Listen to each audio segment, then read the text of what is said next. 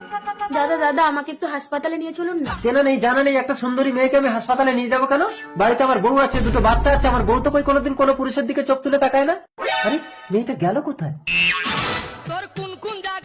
ডাক্তারবাবু দেখুন তো, হঠাৎ মাথা ঘুরে পড়ে গেল কেন? আপনি বাবা হতে চলেছেন। আরে কি বলছেন? ওই বাচ্চার বাবা আমি না, ওই মেয়েটাকে আমি চিনি না। না না এই বাচ্চা ও। এই তুমি আমাকে কেন ফাঁসাচ্ছ বোন? আমার বাড়িতে বউ আছে, দুটো বাচ্চা আছে। চালাকি হচ্ছে। এই ডাক্তার এক বউকে জানেন তো? Okay sir.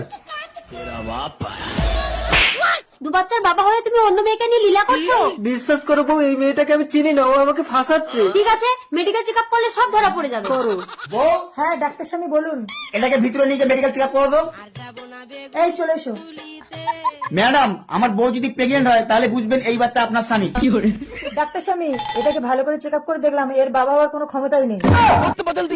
ও বউ, আমার তো বাবা হওয়ার ক্ষমতা নেই, তাহলে তোমার দুটো বাচ্চা কি করে হলো? এই যদি লোকের বাচ্চাকে তোমার নাম দিতে পারে তাহলে আমি কেন পারবো না?